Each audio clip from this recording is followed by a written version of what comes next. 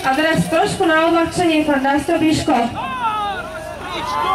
Ďakujem veľmi pekne. Som rád, že idem práve po pánovi Tomovi Nicholsonovi, pretože na Gorilu je uvalené súdne embargo a nemôže sa zobrazovať a vôbec prezentovať nielen ako kniha, literatúra faktu, ale ani ako satíra.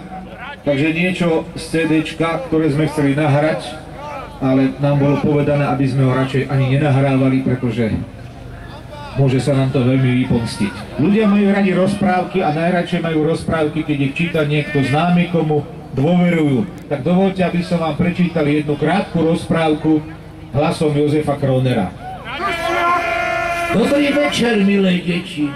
Kde bolo, tam bolo, bola raz jedna Slovenská republika. Teda ona už raz kedysi bola, ale to bolo dávno a preto sa to neráta. A tak vznikla ešte raz, odznova a až potom to bolo ono. Aj na námestiach sa kričalo, to je ono, to je ono. Aj na pasienkoch sa skandovalo, to je on, to je on. A tento on, zvaný Lennon, sa stal v krajine na dlhé roky neobmedzeným vládcom. Bolo, že to radosti.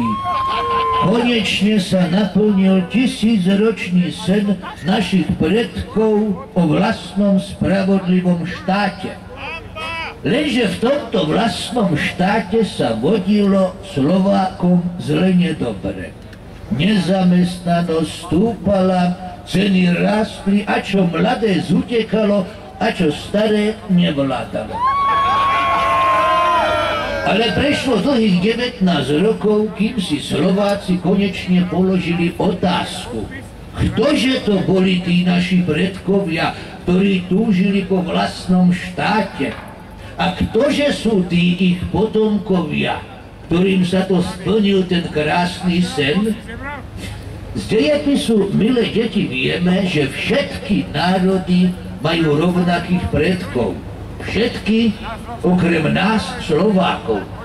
Lebo predkami tohto pracovitého a bohabojného národa neboli lovci a zberači, ale politici a žraloci.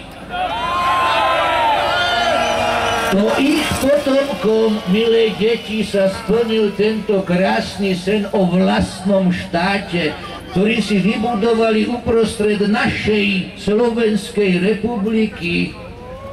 Je to ich vlastná rozprávková krajina s imunitou, kde sa súdna moc zosypala a Jano Slota za volantom opitý sa smial. Krajina, kde sa privatizácia valila a provízie každý bral. Krajina, kde za 7 politickými stranami a 7 politickými lídrami už nič nerástlo, lebo všetko uchmatli a zožrali žraloci. Krajina, kde je prezident nemý a negramotný,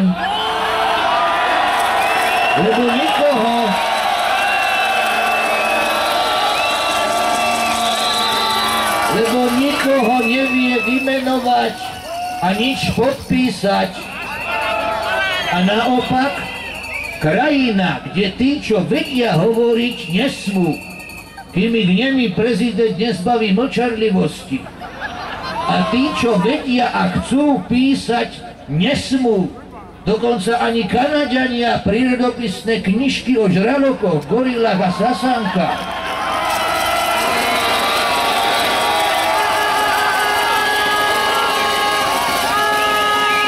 Milé deti, človek sa najviac o minulosti dozvie z kníh. A tak ako majú Židia Talmud a Česi Kralickú Bibliu, majú aj Slováci spis Gorila, ktorý hovorí a bude svedčiť o počiatkoch ich štátnosti. Ak sa vám konečne rozjasnilo, tak potom dobré ráno, milé deti. A ak ste si už načisto otvorili očička, tak vítajte konečne doma.